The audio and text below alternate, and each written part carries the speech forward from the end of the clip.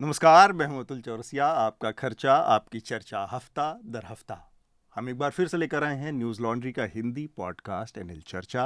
आज चर्चा कई मायनों में ख़ास है क्योंकि हमारे साथ आज न्यूज़ लॉन्ड्री के दो इन हाउस साथी हैं, मनीषा पांडे और आनंद वर्धन। आप दोनों का बहुत बहुत स्वागत। हेलो। और साथ में हमारे साथ जुड़ रहे हैं जूम पर ऑनलाइन प्रकाश केरे को आप लोगों ने पहले भी सुना है चर्चा में। प्रभात खबर अखबार उसके दिल्ली के ब्यूरो हेड हुआ करते थे, अभी स्वतंत्र हैं। तो कैसे कट रही है नौकरी के बाद प्रकाश? बहुत बढ़िया, बहुत लंबा नौकरी हो गई। अब क्या करना है, पढ़ना लिखना, दुनिया में बहुत सारे काम हैं। ठीक तो बात।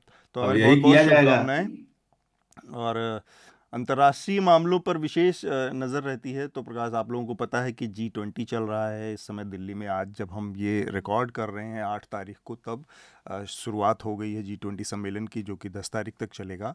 बहुत सारी सरगर्मियां हैं, बहुत सारे घटनाक्रम हैं जिस पर हम नज़र रखेंगे और आज बातचीत भी करेंगे। तो हम आगे बढ़ें उससे पहले दो जानकारियाँ जो हमारे सब्सक्राइबर्स और न्यूज़ लॉन्ड्री के हमारे श्रोता हैं उनके लिए। एक तो ये जानकारी कि हमारे जो ऐप न्यूज़ लॉन्ड्री के ऐप के यूज़र हैं उनके लिए है। हमारा जो एंड्रॉयड और iOS ऐप है, इसको अपग्रेड किया गया है। इसमें कई सारे अपडेट और नई सारी चीज़ें जुड़ी हैं, तो आप इसको अपडेट कर लें। This update include bug fixes and a few other enhancements. तो बहुत सारी चीज़ें जब आप इसको अपडेट करेंगे तो ऑटोमेटिकली आपके ऐप में वो दिखने लगेंगी। और साथ में एक जानकारी जो मोनू मानेसर से जुड़ा हमारा डॉक्यूमेंट्री है, मोनू मानेसर एंड गैंग करके हिंदी में है, अंग्रेज़ी में भी ये डॉक्यूमेंट्री आपको उपलब्ध होगी। ये एनएल सेना प्रोजेक्ट के तहत आप तक हम पहुंचा पा रहे हैं। इसमें आप लोगों ने देखा किस तरह से एक गौरक्षक जो कि अपना एक पूरा गिरोह बनाकर ऑपरेट करता है, किस तरह से ऑपरेट करता है, कौन लोग उसमें शामिल है, क्या इलाका है उनका, किन लोगों को निशाना बनाया जाता है। बहुत सारी चीज़ें बहुत करीब से मोनू मानेसर को देखने समझने का मौका मिला इस डॉक्यूमेंट्री को बनाते वक्त लोगों को। अब वो डॉक्यूमेंट्री आपके सामने है, तो न्यूज़ लॉन्ड्री के इस एनएल सेना प्रोजेक्ट को आप मदद करें, जल्दी से जल्दी पूरा करने में हमारा सहयोग करें। और जो सुर्खियां हैं इस हफ्ते, इन दो जानकारियों के बाद मैं आप लोगों को जल्दी से बता देता हूं ताकि चर्चा में ज़्यादा बोरियत ना हो। और आप आज जब हम 8 सितंबर को इस चर्चा को रिकॉर्ड कर रहे हैं, तब G20 का शिखर सम्मेलन शुरू हो चुका है और दुनिया भर के 40 राष्ट्रों से, G20 के 20, इसके अलावा जो इनवाइटेड मेंबर्स हैं उन लोगों को मिलाकर तमाम राष्ट्राध्यक्ष दिल्ली में हैं। दो बड़ी जो कहा जा रहा है कि एक गड़बड़ी रह गई इसमें, वो ये कि रूस के राष्ट्रपति व्लादिमीर पुतिन और चीन के राष्ट्रपति शी जिनपिंग इसमें हिस्सा नहीं ले रहे हैं। हालांकि जो विदेश मंत्री हैं एस जयशंकर, उनका इस बारे में बयान आया है कि ये कोई बड़ी बात नहीं है, इसकी कोई अहमियत नहीं है। इन दोनों लोगों के ना आने से भी सम्मेलन के ऊपर कोई बहुत ख़ास असर नहीं पड़ेगा। आनंद, ये नहीं आने से शी जिनपिंग के कुछ थोड़ा रंगत कम हुई, या इसके कुछ डिप्लोमेटिक मैसेज भी हैं, या सामान्य बात है? देखिए, रूस के राष्ट्रपति पिछले 2 वर्षों में संघाई कोऑपरेशन ऑर्गेनाइजेशन का, जिसमें समरकंद में शिखर वार्ता हुई थी, उसके अलावा कहीं नहीं जा रहे वो नहीं गए हैं। वो अंतिम जो बहुराष्ट्रीय सम्मेलन है वहीं उनकी उपस्थिति रही थी, तो यह कोई बड़ी बात नहीं है। और ये जो है, इसकी उम्मीद भी की जा रही थी। चीन के राष्ट्रपति का नहीं आना, हालांकि अगर रूस के राष्ट्रपति भी आते तो एक फ्रेम जो है, एक जो परिभाषित करता है किसी शिखर वार्ता को, जो एक ऐतिहासिक, एक अभी खासकर यूक्रेन युद्ध के दौरान, तो वो एक बहुत बड़ा मैसेज होता, बहुत रोचक होता। बड़ा मैसेज होता या नहीं ये नहीं पता, लेकिन रोचक होता, क्योंकि वो उससे इसकी बिलिंग अच्छी की जा सकती थी सम्मेलन। और जी का भी बाइडेन के साथ अगर कुछ एक वार्ता होती तो वो भी, उसका जो ग्लोबल रिसेप्शन जो है वो एक अलग होता, तो वो एक विशिष्टता देता इस सम्मेलन। ज़्यादा हेडलाइंस मिलती हमें भी बात करने के लिए। तो ये जो डिफाइनिंग फ्रेम्स 2-3 चूक गई, लेकिन डिप्लोमेसी में जो है वो कई स्तर पे हम लोग जो दो राष्ट्रीय अध्यक्षों की बातचीत देखते हैं वो कई राजनयिक प्रक्रियाओं की का जो है अंतिम रूप होता है। तो वो जो एक राजनयिक प्रक्रियाओं का अंत जो है वो तो चलेंगी ही, इसमें भी चलेगी। और दूसरी बात यह भी है कि एक जॉइंट स्टेटमेंट G20 को लाने में भी बहुत मुश्किल हो रही है। यूक्रेन युद्ध में अलग अलग जो है जैसे चीन, रूस, भारत जो है फेंस सिटिंग में, और चीन और रूस का स्पष्ट मत है। रूस तो खैर उसमें मुख्य जो है किरदार ही है, तो और चीन का अलग मत है। और तो अब जो है एक जॉइंट स्टेटमेंट लाने में मुझे लगता है ये बहुत भारत को इसमें मेहनत करनी पड़ेगी और बहुत तरह की इसमें जो है एक तरह से जो जटिलता है बढ़ गई है। ठीक बात है। मैं इसके ना कई सारे पहलुओं पर और भी बातों, मुझे मालूम है कि प्रकाश को भी कुछ ना कुछ इसमें जोड़ना होगा, तो हम इस पर आएंगे। चीन के प्रधानमंत्री ली कीयांग इसमें शामिल होंगे, लेकिन उनकी कितनी अथॉरिटी, जो आनंद इशारा कर रहे हैं कि प्रीमियर के ना रहने से बहुत सारी चीज़ों पर सहमति बनाने में दिक्कतें होती हैं, वो एक दिक्कत आएगी। और भी इसके कई पहलू हैं। इसके अलावा 6 राज्यों में जो 7 विधानसभाओं के उपचुनाव हुए थे 5 सितंबर को, अब उनकी गिनती आज जारी है। इनमें उत्तराखंड की बागेश्वर सीट है, उत्तर प्रदेश में घोसी है। इसके अलावा पुथुपल्ली, धूपगढ़ी, डुमरी, बक्सानगर और धनपुर, ये सीटें हैं जहां पर गिनती अभी चल रही है। इसको इंडिया बनाम भाजपा के नज़रिए से भी लोग देख रहे हैं, पर अभी थोड़ा जल्दी होगा मनीषा, मुझे लगता है, क्योंकि अभी कुछ ऐसा अलायंस करके फाइनलाइज करके तो इन्होंने चुनाव लड़ा नहीं है। एक बड़ी दुखद घटना है और जिस पर हमारी कोशिश रहेगी कि आज हम बातचीत करें, वो है दिल्ली में जो सड़क पर रहने वाले कुत्ते हैं, स्ट्रीट डॉग्स की। अक्सर उनके साथ किसी न किसी तरह की लोगों के साथ भी दुर्घटना हो जाती है, कुत्तों के साथ भी अक्सर हम देखते हैं कि कई बार अमानवीय लोग बर्ताव करते हैं। तो एक तरह का कॉन्फ्लिक्ट लगातार चल रहा है। कुछ दिन पहले गाज़ियाबाद से एक वीडियो वायरल हुआ और उसके बाद इस बहस ने फिर से तेज़ी पकड़ी कि जो आवारा सड़क पे रहने वाले कुत्ते हैं उनके साथ किस तरह का बर्ताव हो, उनको किस तरह से ट्रीट किया जाए, किस तरह का ये रिश्ता हो लोगों के बीच में, कि इस तरह की घटनाएं ना हो। जिसमें बच्चे की जो घटना है बहुत हृदय विदारक है। उसकी रेबीज से मौत हो गई और हुआ ये था कि जिन लोगों ने कुत्ते को पाला था, वो कुत्ते ने काटा, बच्चे ने डर से घर में किसी को बताया नहीं। 2 दिन बाद ये बात बताई गई और फिर जब उन्होंने अप्रोच किया कुत्ता पालने वालों से, तो उन लोगों ने ये कहकर परिवार को लौटा दिया कि कुत्ते को वैक्सीनेशन हुआ है और ये सैनिटाइज है, आपको कोई दिक्कत नहीं होगी, चले जाइए। और आखिरकार ये हुआ, वो बात सही नहीं थी, बच्चे को रेबीज़ हो गया, उसकी मौत हो गई। तो ये एक बहस है और जो लगातार चल रही है। इसका एकदम अलहदा पहलू है, इसका इस घटना से कोई लेना देना नहीं है, लेकिन G20 में हम देख रहे हैं कि बहुत सारे कुत्तों को सड़क से हटाकर कुछ जगहों पर ले जाया गया। न्यूज़ लॉन्ड्री इस पर एक बड़ी विस्तार से रिपोर्ट कर रहा है, बहुत जल्दी आपके सामने होगी। बहुत सारे सड़क से कुत्तों को हटाकर कुछ जगहों पर रखा गया है, वहाँ पर क्या हालात हैं, किस तरह से रखा गया है, कब उनको छोड़ा जाएगा, वो सब पहलू भी हैं। तो हम कोशिश करेंगे इस पर आज नज़र डालने की। इसके अलावा एक बड़ी खबर आई, एडिटर्स गिल्ड ऑफ इंडिया के 4 सदस्यों के खिलाफ FIR दर्ज की है मणिपुर की पुलिस ने। उस पर अंतरिम राहत देते हुए किसी भी तरह की कार्रवाई से सुप्रीम कोर्ट ने रोक लगा दिया है, एडिटर्स गिल्ड को राहत दी है। ये मामला ये था कि एक फैक्ट फाइंडिंग टीम गई थी एडिटर्स गिल्ड ऑफ इंडिया की मणिपुर, और वहाँ से उसने जो रिपोर्ट पेश की उस पर मणिपुर पुलिस का कहना है कि वो एक तरफा रिपोर्ट है और उसमें कई सारे तथ्य गलत तरीके से पेश किए गए हैं। तो इस पर भी काफ़ी विवाद चला है और चर्चा हुई है पिछले हफ्ते। एक बड़ा विवाद शुरू किया जो तमिलनाडु के मुख्यमंत्री हैं स्टैलिन, M.K. स्टैलिन, उनके बेटे उदयनिधि स्टैलिन ने, उन्होंने एक सम्मेलन में बोलते हुए, और उसका नाम ही था सनातन उन्मूलन सम्मेलन, इरेडिकेशन करके उस सम्मेलन का नाम ही था, और उसमें उन्होंने कहा कि सनातन धर्म को इरेडिकेट किए जाने की, तो उनका जो एक्चुअल सेंटेंस था, उनका कुछ चीज़ों का विरोध नहीं किया जा सकता, उन्हें सिर्फ इरेडिकेट किया जा सकता है, चाहे वो जैसे वो डेंगू है, मच्छर, मलेरिया है, कोरोना है। अब इनका आप विरोध करके कुछ नहीं कर सकते, इनको इरेडिकेट करना पड़ता है। अब ये अजीब सी बात है, उन्होंने उससे सनातन को जोड़ के कहा कि सनातन को भी, हालांकि अब उनकी सफाई भी आई है, लेकिन भारतीय जनता पार्टी ने इसको एक बड़ा मुद्दा बनाया और है। इंडिया के लिए बहुत कॉम्प्लिकेशंस पैदा हो गए, क्योंकि नॉर्थ में ऐसा स्टेटमेंट बिल्कुल लोग नहीं एक्सेप्ट करेंगे। आज की तारीख में तो तो खैर कांग्रेस संभव ही नहीं है। और इवन आम आदमी पार्टी, इन सब का अलग अलग स्टांस था इस सब पे। सब लोगों ने बीच का रास्ता खोजना शुरू किया कि यार ये कहाँ फंसा दिया ले आके हमको स्टालिन जी ने, उदयनिधि ने।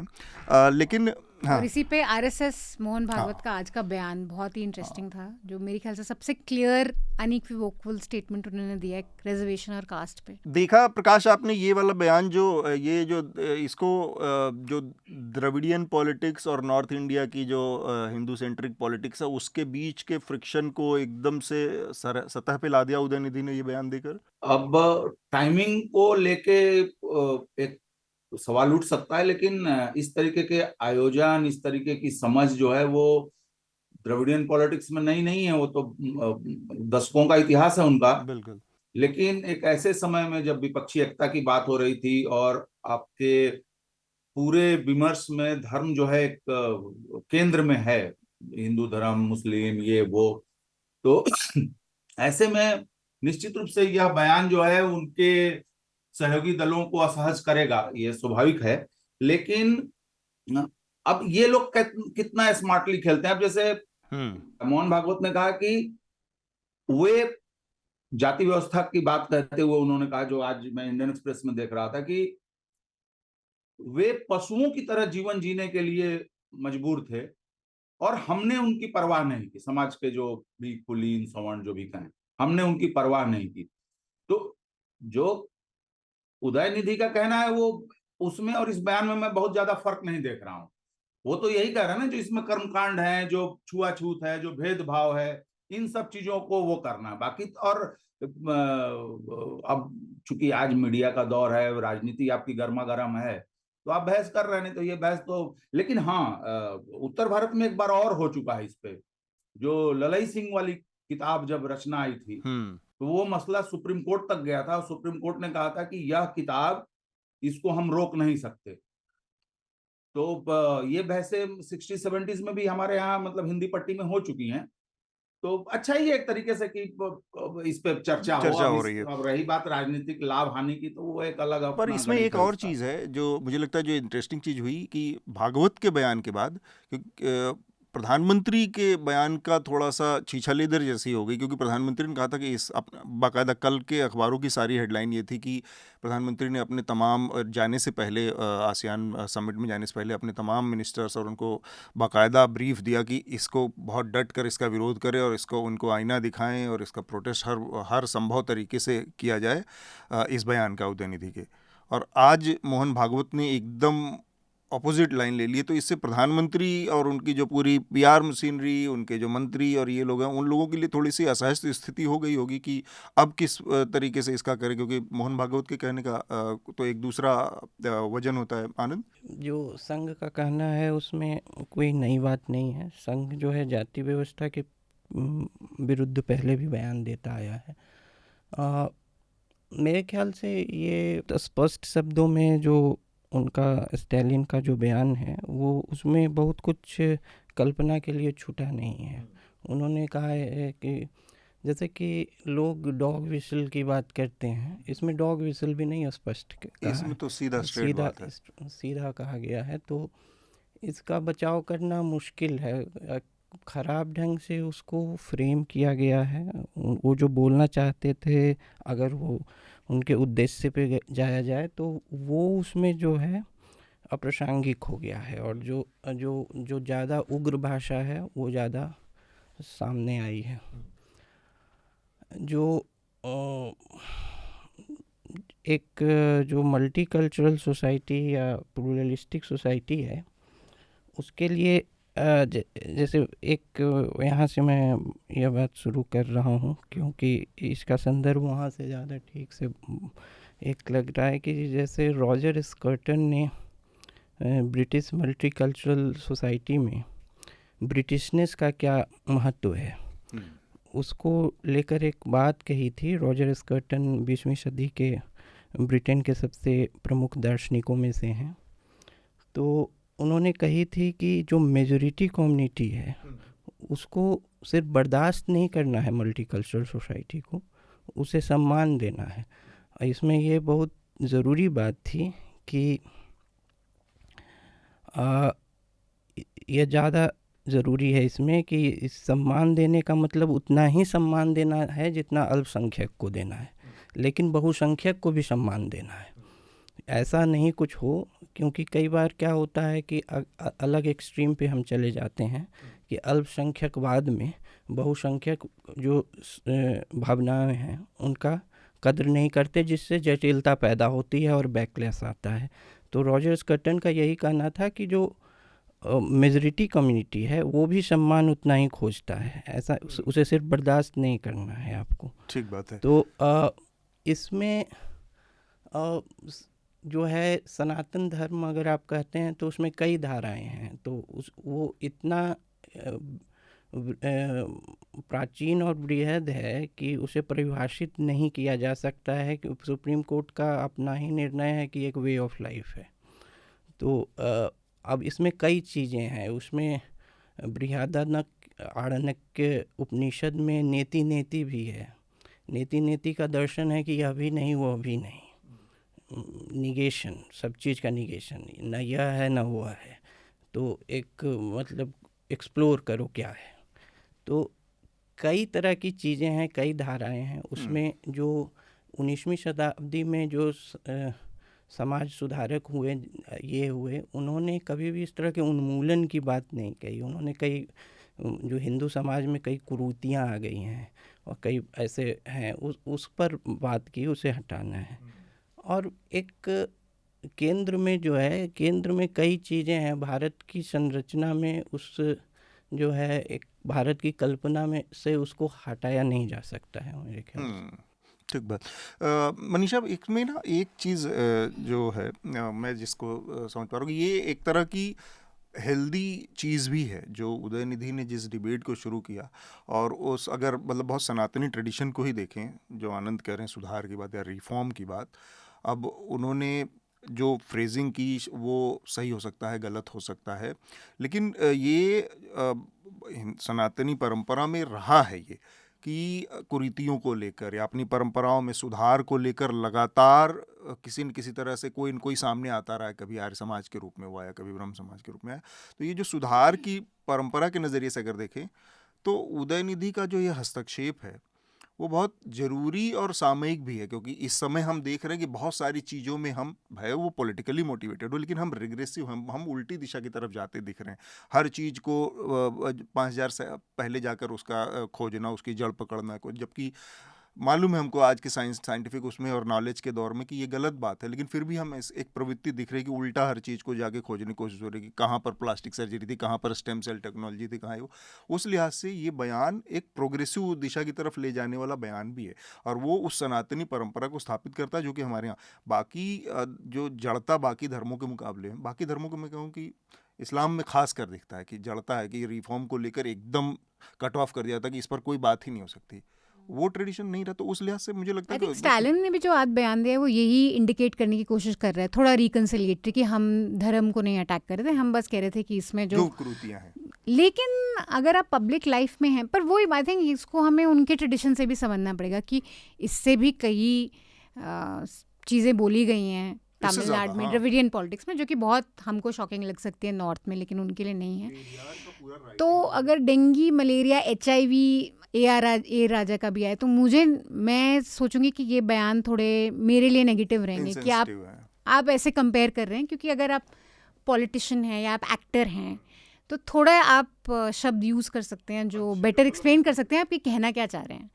तो उस तरह से मेरे ख्याल से क्रिटिसिज्म हो सकता है, लेकिन उनका नज़रिया ये है कि इससे भी कई चीज़ें ज़्यादा बोली गई हैं जो एक्सेप्टेबल हैं द्रविडियन पॉलिटिक्स में। हमारे लिए शायद शॉकिंग, इवन पेरियार के जो लेख है, जो हमारे लिए शॉकिंग हो सकता है यहाँ पे। प्रकाश, एक चीज़ इसमें जो एक तो ये है कि बहुत सारी चीज़ें इसको हम इस तरह से भी देखें कि जो एक बहुत पुराना और बहुत कंटिन्यूअस कॉन्फ्लिक्ट भी है, जो द्रविडियन वर्सेस आर्यन जो राजनीति है या जो पॉलिटिक्स है, उसमें धर्म तो उसका एक पहलू है जो अब सामने आता है, लेकिन ये पॉलिटिकल मैसेज मैटर भी है कि हमेशा से ये फ्रिक्शन मौजूद रहा है, वही एक नए रूप में फिर से सामने बस आ गया है, ये कोई नई चीज़ नहीं। इसमें एक इंटरेस्टिंग चीज ये भी है कि जब बीजेपी या उससे संबंधित जो संगठन है, ये लोग जब धर्म पे एक तरीके की इन्होंने एक मोनोपोली, एक ठेकेदारी जैसी चीज कह दी है कि हम जैसा बोलेंगे, हम कुछ भी करेंगे, वो हिंदू धर्म है। और आप कुछ, जैसे अगर कोई विपक्ष का नेता मंदिर भी जाता है तो इनको दिक्कत होने लगती है, ये बोलने लगते हैं कि देखो हमारी वजह से जा रहा है, दबाव में है, ये है वो और है। जनेऊ बनियान के ऊपर पहन लेता है। मुझे लगता है कि वो भी एक चीज, ये एक अच्छा संयोग है कि आपको, अगर आप ठेकेदार बन रहे हैं तो आप किस तरीके से डिफेंड करते हैं। और सिर्फ बात पेरियार की नहीं है, बाबा साहब अम्बेडकर ने लिखा, हमारे यहाँ पूरा सोशलिस्टों का जो पूरा आंदोलन रहा उसका एक बड़ा हिस्सा ये है। ललाई सिंह का नाम मैंने बताया ही। तो मुझे लगता है कि एक अच्छी डिबेट है। और आप डबल डाउन भाजपा भी इस पे ज्यादा नहीं करेगी, इसलिए नहीं करेगी क्योंकि हिंदी पट्टी में भी एक बड़ी संख्या है जो धर्म पे सवाल उठाती है। आज भी जो मतदाताओं का जो वर्ग है, जो पिछड़ी कम्युनिटी के लोग हैं, जो दलित कम्युनिटी के लोग हैं, आदिवासियों के बीच में बहसें चल रही हैं बहुत लंबे समय से, उनका सरना धर्म और बाकी चीजों को लेके।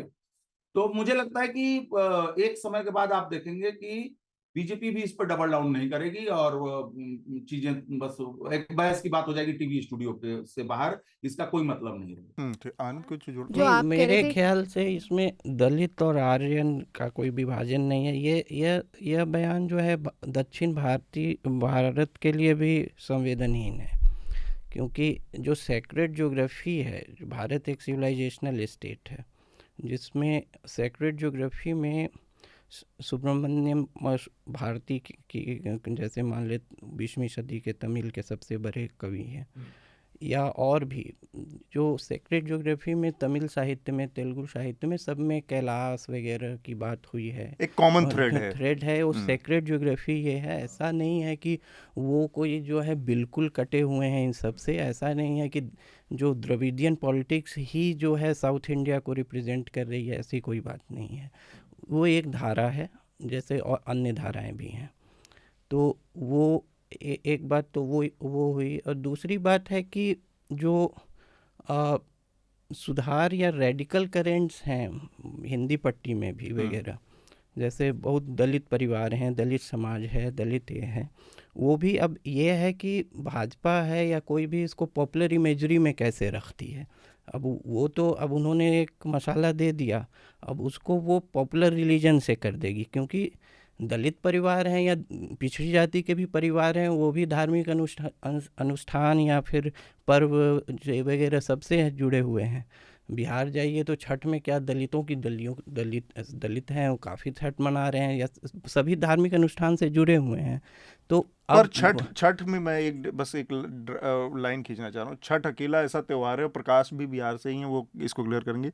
वो इसलिए भी इतना ज़्यादा पॉपुलर है बाकी तबकों में और उनसे, क्योंकि छठ में कोई उस तरह का कर्मकांड नहीं है जो कि ब्राह्मणों से जुड़ा हो, ब्राह्मणोचित जो दुनिया भर की चीज़ें। दूसरे पर्व ले लीजिए आप, क्या मतलब कि हिंदू जो नीची जाति शब्द नहीं ठीक होगा, जिन तथाकथित छोटी जातियां जिनको तो कहा जाता है, वो भी जो है, जो पॉपुलर रिलीजन है, जो लोकप्रिय धर्म है, जो एक है, उसके जो ट्रेडिशंस हैं उससे काफ़ी जुड़े हुए हैं। ऐसा थोड़े ही है कि वो उनको अगर भाजपा ये पिच कर देगी कि ये दुर्गा पूजा का विरोध कर रहे हैं, तो उसमें दलित और पिछड़ी जाति के भी कई लोग जो हैं काफ़ी क्रोधित हो जाएंगे। तो अब इसको पिच कैसे करती है, तो ये ऐसी बात है। मुझे याद आता है जब लालू प्रसाद अपनी राजनीति में, जब उनका उभार हो रहा था, चीफ मिनिस्टर बने थे, ये हर कस्बे में नुक्कड़ पे जाके जो कर्मकांडों की, ब्राह्मणों का जो ये सब होता है, उसकी जो खिल्ली उड़ाते थे और हजारों लाखों की भीड़ जो है तालियां बजाती थी, हंसती थी। अब सवाल यहाँ यह है कि भाजपा अगर इसको धर्म का मुद्दा बनाएगी, तो अगर अपोजिशन जो है वो कोदो खा के सोया रहेगा, तो निश्चित रूप से भाजपा इसका फायदा उठा के ले जाएगी, जैसे उठाती रही है पिछले कई सालों से। तो अब ये देखना है कि आप, जब भाजपा ये कहे कि देखो ये हिंदू धर्म को हटाने की बात कर रहा है, जैसा कि अमित शाह ने और बहुत सारे और लोगों ने कहा, तो विपक्ष जनता के पास जाके या मीडिया के थ्रू वो इसको कैसे काउंटर करे या इस पर क्या लिपापोती करे या क्या इसके कॉन्टेक्स्ट को समझाने की कोशिश करे, वह राजनीतिक फील्ड का मसला है। लेकिन मैं समझता हूं कि मुझे 5-7 दिनों में 10 दिनों में कोई भी ऐसा व्यक्ति नहीं मिला, इवन भाजपाई भी, जो ऑफेंडेड महसूस कर रहे होंगे, बहुत ज्यादा कोई दिल पे ले लिया होगा, ऐसा मुझे नहीं लगता। और मैं समझता हूं कि अभी अब देखिए ना, घोसी का चुनाव हुआ ना, उसके बाद क्या रिजल्ट आ रहा, तो मुझे नहीं लगता कि ये बहुत बड़ा मुद्दा बनेगा। और मोहन भागवत का बयान यह संकेत देता है। आपको याद होगा कि बिहार चुनाव से पहले भागवत ने यह भी कहा था कि आरक्षण खत्म नहीं होगा, आरक्षण का बहस चला था। फिर उस पर जब विपक्ष ने डबल डाउन किया तो प्रधानमंत्री ने कहा था कि मेरी लाश पर आरक्षण खत्म होगा। तो इतनी आसान चीज नहीं है कि उदयनिधि का, तो मुझे लगता है कि उदयनिधि का नाम पहली बार सुना होगा हिंदी हार्टलैंड की एक बड़ी एक्टर है वो काफी। तो मुझे नहीं लगता कि ये चीज बहुत ज्यादा गर्मी में जाएगी। अभी देखिए दूसरा सिलेबस आ जाएगा, भारत इंडिया आ गया, अभी स्पेशल सेशन में सिलेबस आ जाएगा, ये हर चैप्टर रोज रोज खुलेगा।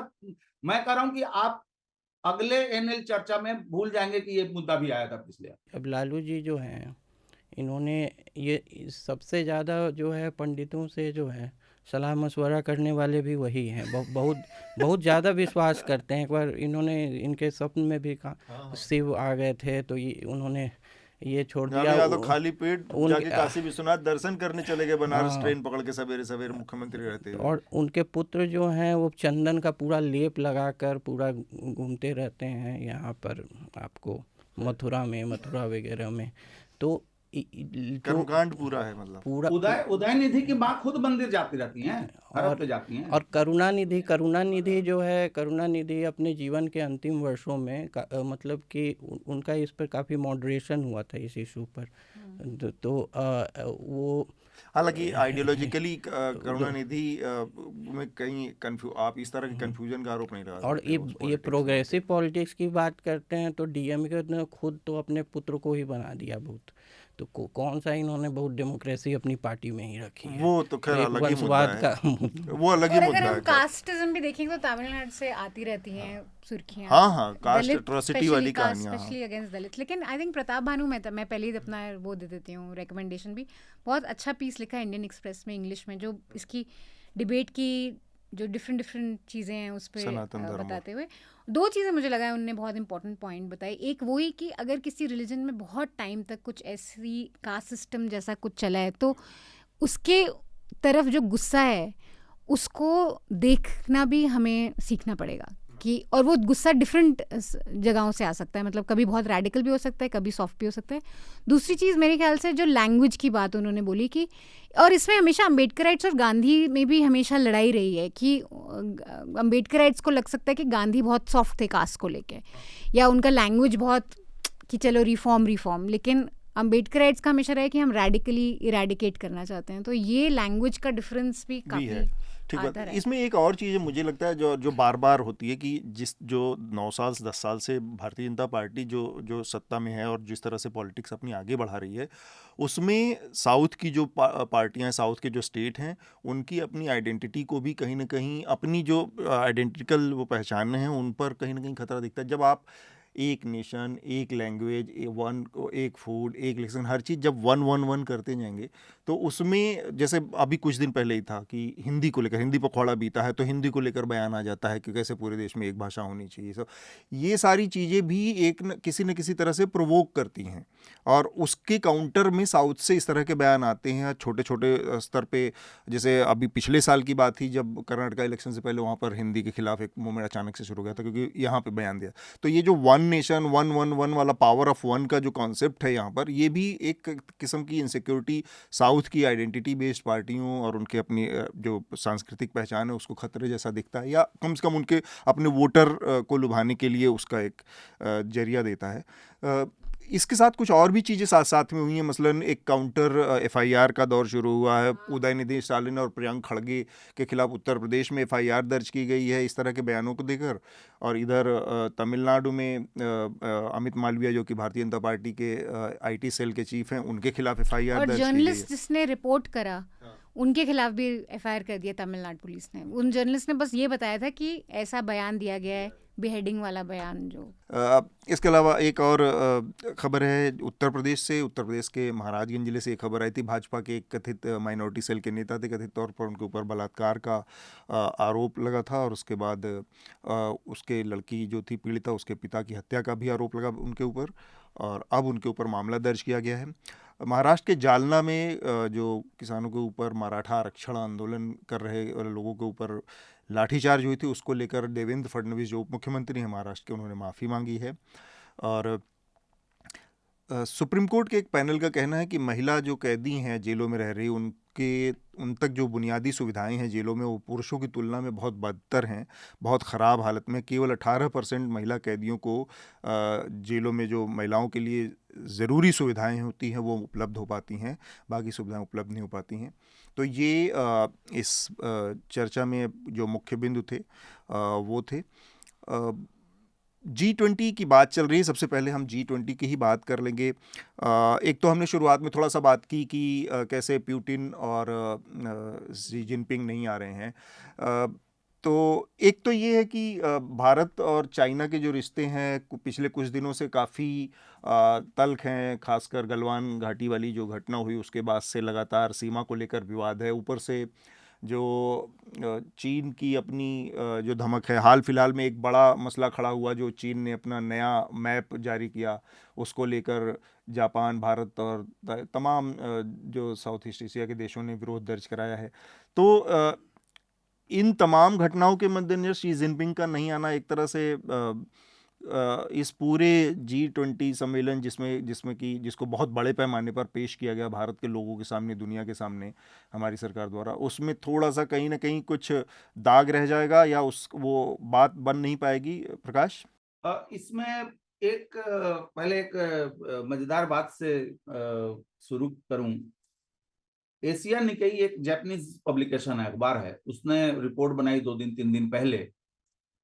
वहां पे चीन में कम्युनिस्ट पार्टी के जो रिटायर्ड लीडर्स होते हैं, जो बुजुर्ग लीडर्स होते हैं, वो और जो करंट लीडरशिप होती है, वो साल में एक बार इनकी मुलाकात होती है। मार्गदर्शक मंडल जैसा एक माहौल बनता है वहां पे। तो वो जापानीज अखबार ये लिखता है कि ये बूढ़े लोगों के एक समूह ने शी जिनपिंग की खूब खिंचाई की है कि इकोनॉमी जो है वो सही दिशा में आप नहीं ले जा पा रहे हैं और सरकार जिस तरीके से चलाई जा रही है वो ठीक तरीका नहीं है, तो आपको इसमें सुधार करने की जरूरत है। उस रिपोर्ट का दूसरा हिस्सा कहता है कि इसके बाद जिनपिंग जो है बहुत नाराज हुए और उन्होंने अपने करीबी अपनी टीम को बिठाया और बोला कि मैं 10 साल से पहले के राष्ट्रपतियों की गलतियों को मैं सुधारने की कोशिश कर रहा हूं, मेरे से नहीं हो रहा है, अब आगे तुम लोग देखो। मतलब जो उनके कैबिनेट या गवर्नमेंट के लोग थे। अब रिपोर्ट कहता है कि उसी मीटिंग के बाद यह तय हुआ कि चाइनीज प्रीमियर जो है वो जकार्ता जाएंगे आसियान की बैठक में। हाँ, और वही आएंगे G20 की बैठक में। चाइना में जो प्रीमियर होता है वो अर्थव्यवस्था का भी वो इंचार्ज होता है, जिम्मेदारी उसकी रहती है। तो कहा गया कि भाई आसियान की जो बैठक है वो भी बेसिकली अर्थव्यवस्थाओं को लेके है और G20 भी इन्हीं चीजों को लेके है, तो आप प्रीमियर को जाने दीजिए, आप ना जाएं। अब इसकी पुष्टि तो की नहीं जा सकती कि ऐसा हुआ होगा कि नहीं हुआ होगा, लेकिन जकार्ता में अमेरिकी उपराष्ट्रपति आई आसियान मीटिंग के लिए, तो उस पर तो कोई सवाल नहीं उठा। दूसरी बात यह है कि जो भारत की तरफ से भी कहा गया है कि नेताओं का नहीं आना या किसी और को प्रतिनिधि के रूप में भेजना कोई नई बात नहीं है। जैसे हमारे प्रधानमंत्री इस बार संयुक्त राष्ट्र की महासभा में नहीं जा रहे हैं, अभी तक कोई उस पर वो नहीं आई है चीज, तो ये होता है। लेकिन अगर इसमें कोई मैसेजिंग है कि चाइना के राष्ट्रपति कुछ मैसेज देना चाहते हो, तो वह मैसेज निश्चित रूप से भारत के लिए नहीं है और इसको भारत को अपने ऊपर नहीं लेना चाहिए। यह पश्चिमी देशों के ऊपर है 2 लेवल पे। एक, आप बिना आधार के, बिना किसी तथ्य के आप बार बार कह रहे हैं कि आप रूस को समर्थन देना बंद करिए, जबकि चीन अभी सऊदी अरब में जो यूक्रेन पे मीटिंग हुई जिसमें रूस को नहीं बुलाया गया था, चीन ने वहां पर अपने सीनियर प्रतिनिधि भेजे, हमारे यहां से भी गए थे, डोभाल साहब गए थे। उसके बाद आप अभी ताइवान को आर्म सप्लाई करने की बात कर रहे हो, रोज डबलिंग डाउन हो रहा है इस पर। तीसरी चीज कि सैंक्शंस को आप अभी तक चला रहे हैं चाइना के ऊपर। और चौथी चीज ये हो रही है कि अमेरिका के कई मंत्रियों ने पिछले दिनों चीन का दौरा किया।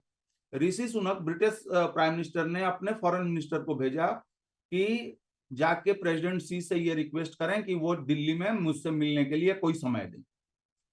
अब दिक्कत यह है कि अगर चाइना की तरफ से सोचा जाए कि अब इस तरीके के वार मॉन्गर्स के बीच में प्रेसिडेंट आके क्या बतियाता है इन लोगों से। नंबर वन, इंडिया की अगर हम बात करें तो अब 25-30 देशों के नेता आ रहे हैं, बहुत सारे इंटरनेशनल ऑर्गेनाइजेशन के मुखिया आ रहे हैं। तो क्या भारत के प्रधानमंत्री और चीन के राष्ट्रपति के पास वह एक वैसा माहौल या वैसी स्थिति होती कि ये लोग आधे घंटे 1 घंटे बैठ के इस पे चर्चा कर सकें कि जो हमारे आपस के मसले हैं उसको किस तरीके से सुलझाया जाए? और मुझे नहीं लगता कि अगर वैसी कोई बातचीत भी होती या अगर चाइनीज प्रीमियर के साथ भी होती है तो ब्रिक्स के में जो मीटिंग हुई उसके बाद जो कहा गया उसमें कोई नई बात जोड़ी जाएगी। तीसरी चीज कि अब एक तरफ तो सीमा विवाद का मसला है, रोज बातचीत चल रही है, उसका कुछ रास्ता निकलता हुआ नहीं दिख रहा है। लेकिन आपने देखा होगा कि जब मैप वाली बात आई तो भारत ने भी आपत्ति तो जताई, लेकिन भारत ने भी उसको बहुत महत्व देने की कोशिश नहीं की। क्या कहा हमारे तरफ से, क्या कहा गया? इनकी पुरानी आदत, ये एक रिचुअल है उनका, हर साल एक नक्शा बना दो, उसमें दिखा दो। रूस का भी एक हिस्सा दिखा दिया है भाई, सिर्फ इतना ही नहीं, रूस का भी दिखाया है। तो एक तो भारत ने भी उसको थोड़ा सा प्ले डाउन करने की कोशिश की है। दूसरी चीज जो कल खबर आई, ग्लोबल टाइम्स ने और चाइनीज मीडिया ने बताया कि चाइनीज गवर्नमेंट का जो लेटेस्ट डेटा है कि इस साल 8 महीने में जो बिजनेस हुआ है वो पिछले साल के बिजनेस से इन्हीं 8 महीनों में 5% से भी ज्यादा की बढ़त हुई है, ग्रोथ हुआ है, तो एक्सपोर्ट में भी, इंपोर्ट में भी और ओवरऑल ट्रेड में भी। तो हम अब मुझे लगता है कि हमें, जयशंकर ने जो ANI को इंटरव्यू दिया था और उसमें दो बातें उन्होंने कही थी, मुझे लगता है कि उन्हीं दोनों बातों के बीच में दोनों देशों के संबंध जो है परिभाषित होंगे। एक बात, और मैं उस जयशंकर के उस बयान को 101% सपोर्ट करता हूं। उन्होंने क्या बोला कि हमारे बीच में एक संधि हुई जिसने 30 साल से ज्यादा समय तक काम किया, जो नरसिंह राव गवर्नमेंट के टाइम में हुई थी 1992 में। 30 साल तक जो संधि काम कर रही थी, बीच में गलवान एक अपवाद आता है, लेकिन अगर मैं उस संधि को तोड़ दूं तो ब्लेम तो मेरे ऊपर आएगा ना कि एक संधि जो काम कर रही थी उसको भारत ने तोड़ दिया। तो यह ब्लेम हमको नहीं लेना चाहिए। दूसरी चीज कि अगर आप ऐतिहासिक रूप से देखें, चाइना बहुत बड़ा साम्राज्य रहा है, भारत में बहुत बड़े बड़े साम्राज्य हुए, लेकिन आप 1000 साल, 2000 साल, 3000 साल का अगर आप इतिहास निकाल के देखेंगे तो चाइना और इंडिया के बीच में रिमार्केबल पीसफुल इन्वायरमेंट रहा। 62 आप छोड़ दें, 70s में एक झड़प हुई है उसको आप छोड़ दें, गलवान को छोड़ दें, तीन घटनाओं को अगर हम छोड़ दें तो दोनों देशों के बीच बिजनेस से लेके कल्चरल रिलेशन हर चीज कमाल का रहा। तो एक तो हमको उस पर फोकस करना चाहिए जो पॉजिटिव साइड है। दूसरी चीज जो जयशंकर ने कही ANI को उस पॉडकास्ट में कि वह बड़ी अर्थव्यवस्था है, मैं छोटी अर्थव्यवस्था, तो क्या तुम चाहते हो कि मैं जाकर उससे पंगा ले लूं? यह भी बिल्कुल समझदारी की बात है। चाइना का एक चीज हमको यह भी समझना चाहिए कि चाइना की सीमाएं 14 देशों से लगती हैं, उनके सबके साथ तनातनी है। हाँ। लेकिन जैसे मैंने कहा कि अगर आप 2-4 इंसिडेंट्स को छोड़ दें तो कोई मेजर चीजें नहीं हुई हैं, उन देशों के साथ भी नहीं हुई है, हमारे जो 2-3 हुए उनको अगर आप छोड़ दें तो हमारे साथ भी नहीं हुई। और यह लीगेसी इशू है, तो लीगेसी इशू को सॉल्व करने में समय लगेगा। आज ही मैं कहीं पढ़ रहा था, किसी ने लिखा है कि हमारे देश में 5 करोड़ मुकदमे लंबित हैं। जब भाई भाई में 1 कट्ठा जमीन का मसला आप 10-20 साल में नहीं सुलझा पाते हैं, तो यहाँ तो 4000 किलोमीटर लंबी सीमा का लफड़ा है, जहाँ पहाड़ है, जंगल है, जहाँ पे कोई लाइन नहीं है। कौन जॉनसन था खींच के गया, कौन मैकमोहन था शिमला में बैठा हुआ है, कभी देखा नहीं पहाड़, और ऐसे ऐसे करके नाप के चला गया। अरे शिमला में रह के पहाड़ कैसे नहीं देखेगा? बंटवारा हुआ। तो मुझे लगता है कि उस सेंस में देखना चाहिए। और इंडियन लीडरशिप और चाइनीज लीडरशिप को इस बात की अंडरस्टैंडिंग है, जो कि जयशंकर की बात से भी दिखती है और चाइनीज उससे भी दिखती है। अब रह गई बात, तो मैं 2 लाइन में संक्षेप में कहूंगा कि G20 की जो मिनिस्ट्रियल्स हुई, जैसे फॉरेन मिनिस्टर्स, ट्रेड मिनिस्टर्स और फिनांस मिनिस्टर्स की बैठक और 2 और बैठकें, उसमें ज्वाइंट स्टेटमेंट नहीं आया। तो ऑलरेडी जैसा कि शुरू में ही आनंद जी ने कहा कि ज्वाइंट स्टेटमेंट होने की उम्मीद नहीं। तो पहले ही क्या हुआ है कि आपको जो इस सम्मेलन से उम्मीदें थी वो कम हो गई। तो यह भी एक Bharat as a host, Bharat के लिए एक अच्छी बात है कि पहले ही से उम्मीद कम है कि भाई बहुत सारे मामलों में जैसे हिंदुस्तानियों की तो एक्सपेक्टेशन इतनी नीचे आ जाती है कि फिर उसके बाद जो मिल जाए उसी में राम राम। तो मुझे लगता है कि अगर टैक्सेशन को लेके, क्रिप्टो को लेके, जलवायु क्राइसिस को लेके, जो कि सबसे बड़ा मसला है, इस पर अगर थोड़ी, और गरीब देशों पे कर्जे का जो मसला है, कर्ज का बोझ है, इस पर अगर एक कदम भी अगर यह G20 की बैठक अगर आगे बढ़ती है तो हमें मानना चाहिए कि यह सफल बैठक है। बाकी जो हंगामा किया गया है वो हंगामा घरेलू मार्केट के लिए किया गया, इतना हाइप किया गया है, वो अलग एक चीज है कि भारत की जनता इस पूरे इवेंट को कैसे आपने 3-4 चीजों का जिक्र किया, लेकिन कैसे क्रिप्टो का आपने जिक्र किया, जलवायु परिवर्तन का जिक्र किया, गरीब देशों के कर्ज का जिक्र किया। मैं उस पर आऊंगा कि एजेंडा अल्टीमेटली क्या है, अचीवमेंट क्या हो सकती हैं, उस पर अभी मैं आऊंगा। लेकिन हम वीडियो का हिस्सा यहाँ पर इस पॉडकास्ट का रोकेंगे। आप जिस भी प्लेटफॉर्म पर पॉडकास्ट सुनते हैं, चर्चा को सुनते हैं, वहाँ पर इसको आगे कंटिन्यूस सुन सकते हैं। धन्यवाद।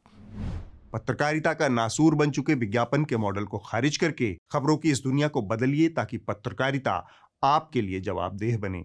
newslaundry.com/subscription पर क्लिक कीजिए और अपने मन मुताबिक पेमेंट का विकल्प चुनिए, क्योंकि हमारे सब्सक्राइबर्स का नारा है, मेरे खर्च पर आजाद हैं खबरें।